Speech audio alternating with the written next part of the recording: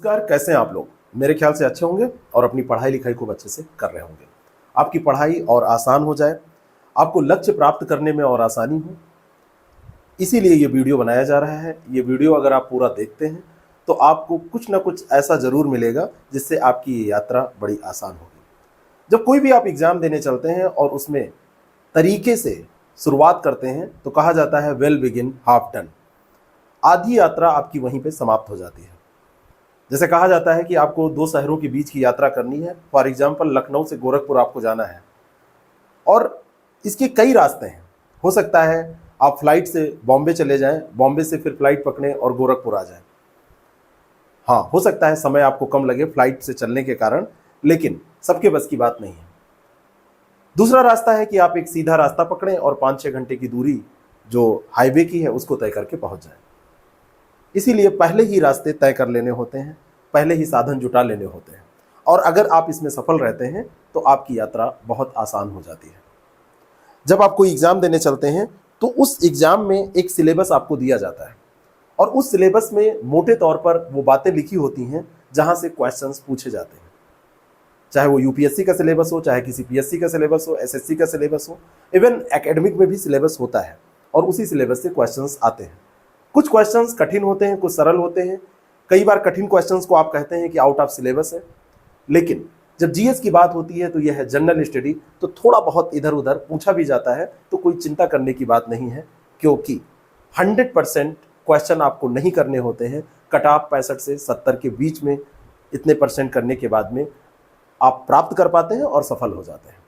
तो आप कोई भी तैयारी करने जा रहे हैं तो सबसे पहले अगर आप इन चीज़ों का ख्याल रखेंगे, ध्यान रखेंगे, तो आपकी तैयारी आसान होगी, आपकी यात्रा आसान होगी।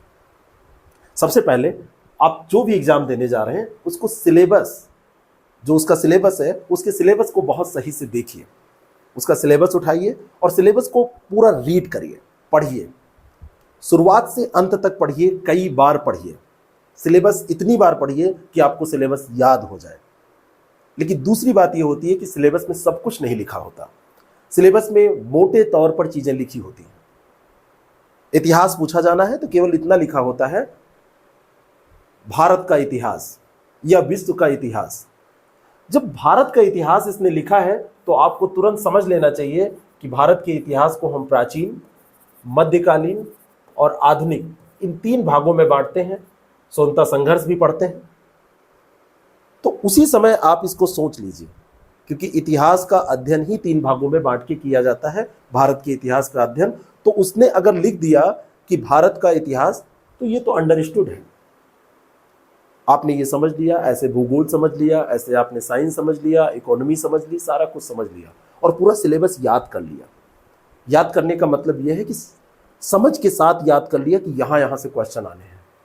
और जब आपको सिलेबस पता होता है तो आप हमेशा अवेयर रहते हैं उन चीज़ों के बारे में जो आपके सिलेबस में दी हैं। न्यूज़पेपर में आपने पढ़ा, कहीं आपने न्यूज़पेपर में सुना, किसी के मुंह से कुछ घटना सुनी, कोई बात सुनी, तो आपने रिलेट कर लिया कि ये तो हमारे सिलेबस की बात हो रही है। सिलेबस आपको समझ में आ गया, लेकिन अब बात आती है कि क्वेश्चन कैसे पूछे जाएंगे, कैसे प्रश्न आएंगे। हर एक सब्जेक्ट का क्वेश्चन बैंक होता है और उस क्वेश्चन बैंक से क्वेश्चन पूछे जाते हैं। कुछ नए क्वेश्चन भी उसमें शामिल होते रहते हैं। इसके लिए अब आप जाइए अनसॉल्व पे। अनसॉल्व पे आप गए, इतिहास का अनसॉल्व आपने उठाया। आपको कोई फिक्र करने की जरूरत नहीं है कि ये आपके एग्जामिनेशन का अनसॉल्व है, आपके पेपर का अनसॉल्व है जो आप देने जा रहे हैं, या फिर किसी और का। बस आपने इतना देखा कि इतिहास तैयार करना है, भूगोल तैयार करना है, तो एक कुछ उठा लिया, क्वेश्चन बैंक उसमें दिया हुआ है, उसको ले लिया और बिना किसी तैयारी के आपने उसको एक बार देखा और कोशिश भी नहीं की कि सब कुछ आपको याद हो जाए, क्योंकि याद होता भी नहीं है पहली मर्तबा। कितनी भी आप कोशिश करें, जब आपका कॉन्सेप्ट नहीं क्लियर है, जब आपने बहुत कुछ पढ़ा नहीं है, तो चीजें याद नहीं होती हैं। दिमाग में प्रेशर आया कि अरे याद नहीं हो रहा है तो देखने का फायदा क्या। कोई बात नहीं, बस एक बार देखते चले गए। इतना जरूर पता चल गया कि सिंधु सभ्यता से क्या पूछा जाता है, भारत छोड़ो आंदोलन पर कैसे प्रश्न बनते हैं, गांधी पे कौन से प्रश्न बनते हैं, किसान आंदोलन पे कौन से प्रश्न बनते हैं, भूगोल देख रहे हैं तो जलवायु पे कौन से प्रश्न बनते हैं। ये देखते चले गए। कोई टेंशन यहां नहीं है कि हमारी तैयारी हो रही है कि नहीं हो रही है। लेकिन जब आपने क्वेश्चन देखे तब आपको क्वेश्चन पूछने का जो दायरा है उसका वो पता चला। इसमें आपने यूपीएससी भी देख लिया, पीएससी भी देख लिया, सारा देख लिया, क्वेश्चन कैसे बनते हैं ये पता चला। तब आपने सोचा कि अब इस सिलेबस को ऐसा कवर करना है कि ये क्वेश्चन हमारे सॉल्व हो जाए। एक दूसरे से ये चीजें रिलेटेड है। सिलेबस इसलिए देखना है कि क्वेश्चन कहां से आता है ये पता चल जाए, और क्वेश्चन इसलिए देखना है कि सिलेबस पे क्वेश्चन बनता कैसे है ये पता चल जाए। तब आपने एक बुक उठाई, और बुक के चुनाव में बहुत सावधानी बरतिएगा। कई बार अलमारी फुल हो जाती है और इतना कंफ्यूजन होता है। पढ़ना आपको एक टॉपिक है और उस टॉपिक पे आपके पास 10 किताबें हैं, कौन सी पढ़ें? तो कोशिश करिए कि हर एक सब्जेक्ट पे अगर मार्केट में उपलब्ध है एक बुक और वो 70-80% भी कवर कर रही है, इतने परसेंट कवर करने के बाद आप डिसाइड कर सकते हैं कि ये किताब आपके लिए उपयोगी है। 20% सिलेबस के लिए 4 किताबें और खरीदने की जरूरत नहीं है। तो एक बुक आपने, मान लीजिए कि इतिहास आपको पढ़ना है तो इतिहास के लिए आपने चुनाव कर लिया, एक बुक आपने भूगोल के लिए चुन ली, ज्योग्राफी के लिए चुन ली। ऐसे ही आप हर सब्जेक्ट के लिए एक बुक चुनते चले गए। और उस बुक के चुनाव में मैंने कहा ना कि बहुत निर्णय लेने के बाद बुक खरीदिएगा, बहुत मतलब सोचने के बाद निर्णय लीजिएगा, सोचने के बाद निर्णय लीजिएगा, क्योंकि ये बहुत कठिन निर्णय होता है। और उसी बुक को आपने पढ़ना चालू किया, और क्या पढ़ना है ये आप लेके आए सिलेबस से। आपने एक बार सिलेबस उठा के रखा, देखा, और देखने के बाद में उस बुक को रीड करना चालू किया। पहली बार पढ़ा तो सब कुछ पढ़ गए, कोई दिक्कत नहीं है, बिल्कुल नॉवेल की तरह पढ़ गए, कहानी की तरह पढ़ गए। लेकिन दोबारा जब पढ़ा तो आपने देखा कि जो ये क्वेश्चन आप कर रहे थे, क्या इस बुक में वो मिल रहे हैं? तो आपने देखा हाँ मिल रहे हैं, वैसे बहुत सारे क्वेश्चन मिल रहे हैं। अच्छा लगा आपको कि हम सॉल्व कर पा रहे हैं। लेकिन अभी जो आप एग्जाम देने जा रहे हैं उस एग्जाम के क्वेश्चन आपने सॉल्व नहीं किए हैं। हो सकता है इसमें जब सॉल्व कर रहे थे तो वहां पर कई क्वेश्चन ऐसे थे जो इसी एग्जाम से रिलेटेड थे जो आप देने जा रहे हैं। तो एक स्टेप और बढ़ते हैं, जिसको कहते हैं प्रो लेवल, जिसको कहते हैं कि हाँ बिल्कुल अब हम अपने एग्जाम पे ओरिएंटेड होके तैयारी कर रहे हैं। तो आपने प्रीवियस ईयर क्वेश्चन पेपर उठाए, यूपीएससी की तैयारी आप कर रहे हैं तो यूपीएससी का पेपर उठा लिया। तब पता चला अरे यहां तो कुछ सवाल बड़े सरल थे, यहां तो सब कठिन कठिन है। लेकिन उसमें कुछ सवाल ऐसे भी मिले कि वो सरल थे लेकिन यूपीएससी में भी पूछे जा रहे हैं। आपने यूपी पीसीएस का एग्जाम ये देना है, आपको ये सिलेबस देखा है, देखा कि हाँ यहां पे सरल कठिन दोनों पूछे जा रहे हैं, तो एक कॉन्फिडेंस भी आएगा और कुछ चैलेंज भी आपके सामने आएंगे। ऐसा नहीं कि सब कुछ आपको समझ में ही आ जाएगा, कुछ चैलेंज होंगे जो आपको लगेगा कि यार ये तो बड़ा कठिन है, हमने बुक भी रीड की है, ये भी किया है, नहीं समझ में आ रहा है। तो अलर्ट हो जाइए, नोट करिए उनको, कल पे मत छोड़िए कि अरे देखा जाएगा, बाद के लिए मत छोड़िए कि अरे पढ़ लेंगे बाद में समझ में आ जाएगा। तुरंत एक आपकी डाउट वाली नोटबुक होनी चाहिए। ये नोटबुक सबसे ज्यादा इंपॉर्टेंट है, क्योंकि यहां पर आपको डाउट है, यहां पर आपको कठिनाई हो रही है, टफ है, टफनेस यहां पे नोट करिए कि ये फला टॉपिक था, भारत की भूआकृति से संबंधित था, फंडामेंटल राइट से रिलेटेड था, हमको समझ में नहीं आया, तुरंत यहां पे नोट किया कि हमको फंडामेंटल ड्यूटी, फंडामेंटल राइट, जहां भी कंफ्यूजन था, क्लाइमेट, जहां पर भी कंफ्यूजन था, हमने उसको नोट कर लिया कि इसको बहुत अच्छे से हमको पढ़ना है। कहां से पढ़ेंगे? तो आप चले गए तुरंत अपनी बुक पे। एक बार देखा यार सिलेबस में था, हमने पढ़ा था, तब भी नहीं हो रहा है, ऐसा क्या है? तो बुक पे फिर चले गए, देखा हमने बुक में दिया था, बहुत अच्छे से दिया था, बढ़िया दिया था।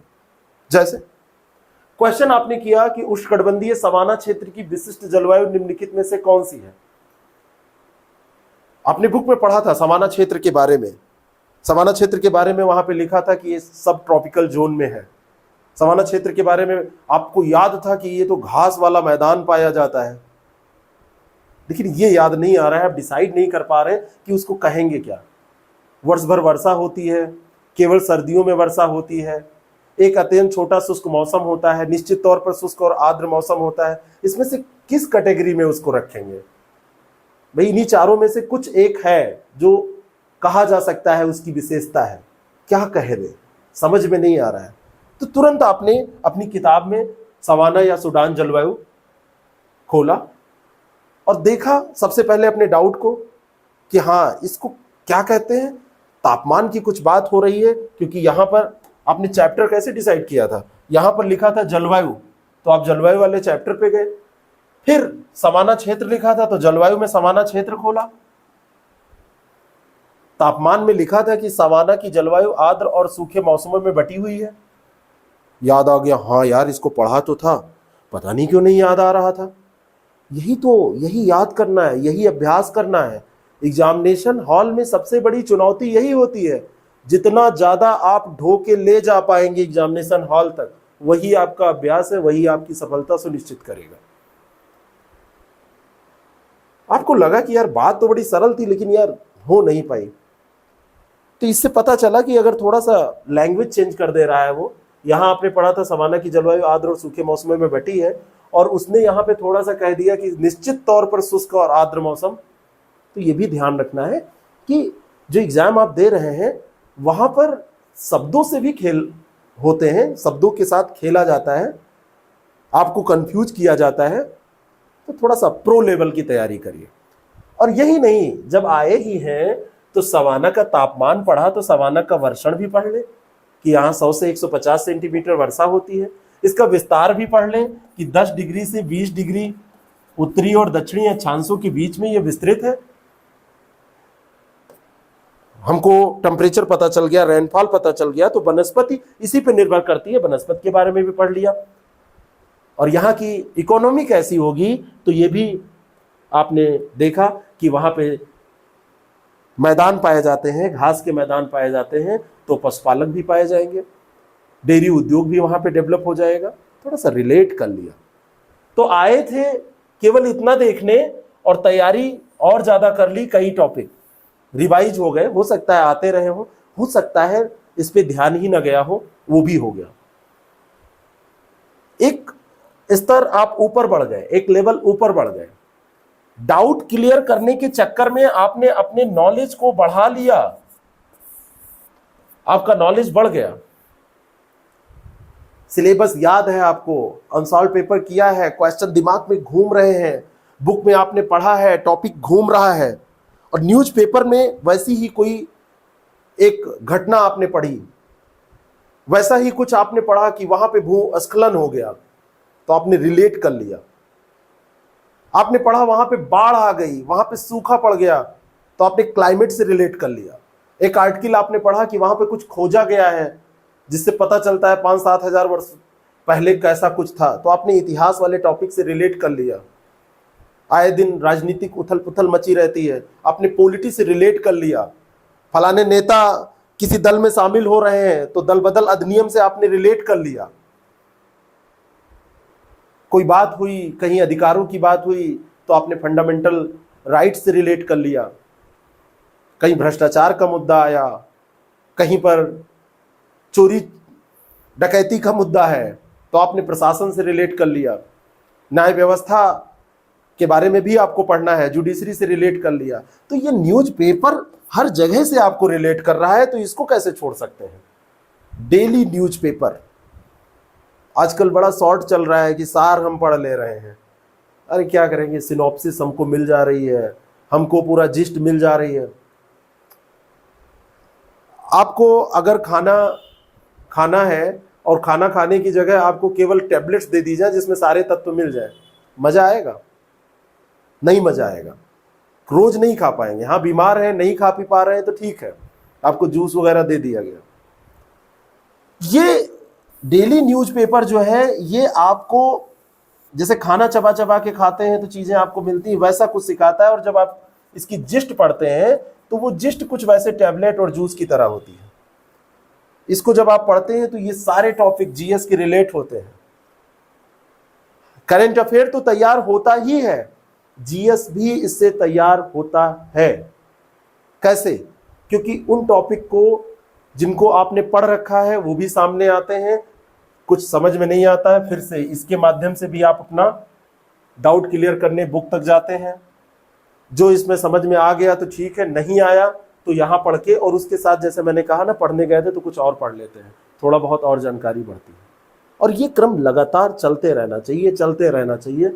एक बार बुक पढ़ने से नहीं होगा, लेकिन एक ही बुक पढ़नी है ये तो निश्चित है, और बार बार पढ़नी है ये निश्चित है। एक बार क्वेश्चन सॉल्व करने से नहीं होगा, लेकिन बार बार क्वेश्चन सॉल्व करेंगे तो आंसर याद हो जाएंगे। जो सीनियर्स लगातार सेलेक्ट हो रहे हैं, लगातार एग्जाम वो पास कर रहे हैं, या जो सफल हैं उनसे पूछिए तो वो बताएंगे कि हमने कई बार रिवीजन किया था, पूरा क्वेश्चन का एक्सप्लेनेशन याद हो गया, तो उससे क्या हुआ, और जो क्वेश्चन बने उसका भी आंसर हम दे पाए। तो मेरे ख्याल से इन स्टेप्स को आप फॉलो करेंगे तो बहुत आसान होगी आपकी जर्नी। आप नए हैं तब भी, बिगनर हैं तो आप ऐसे ही शुरू करिए, और अगर आप पुराने हैं, आपका सिलेक्शन किसी कारण से 2-4 क्वेश्चन से रुक रहा है, तो एक बार इसको फॉलो करके देखिए। ये कहने में, बताने में थोड़ा सा लग रहा है कि प्रोसेस बड़ा लंबा है, लेकिन जब आप करेंगे तो ये आपकी आदत में आ जाएगा, डेली रूटीन में आ जाएगा। तो जैसे आप खाते पीते हैं वैसे आप पढ़ाई भी करते रहेंगे।